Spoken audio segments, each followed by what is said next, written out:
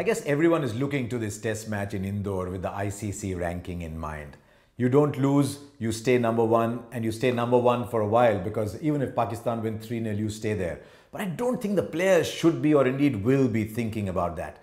2-0, they've got New Zealand on the mat, and surely there's no better way to go into the last test of a series than where India are at the moment. Injury to Shikhar Dhawan, there's a like-for-like replacement. Gautam Gambhir, who's probably a better player of spin bowling, comes in with a lot of runs behind him. That in itself is an amazing comeback. India looking for littler things. They want Kohli to get a 70, 80, ideally 100, because these 40s are not helping him, even though the 40 in the Kolkata test was a wonderful innings and he got a really bad ball. But largely the team is set, and I think India are now pretty comfortable with 6 batsmen because the 4 bowlers are doing their job. Instead, they might just peep out of their dressing room and look at the other one, which is beset with problems. Williamson will come back, he has to, but what do you do with Martin Guptill, whose record on the subcontinent is dire? What do you do with Ross Taylor? Because in the absence of Williamson, or even when he's around, Taylor was the one who really had to pick himself up, and he doesn't look like he's going to score a lot of runs.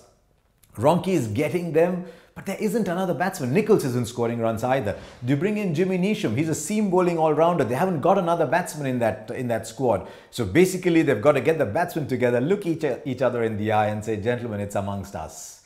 Let's get runs amongst us, because there isn't anybody else. Watling isn't scoring a lot of runs either.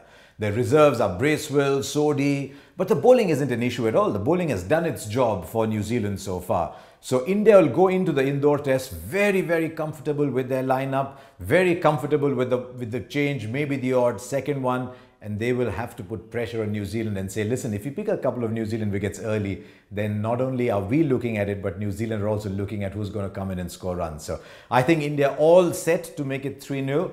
All set to stay number one for a long time, and that is what this team deserves, because there's a coming together of some very, very good talents.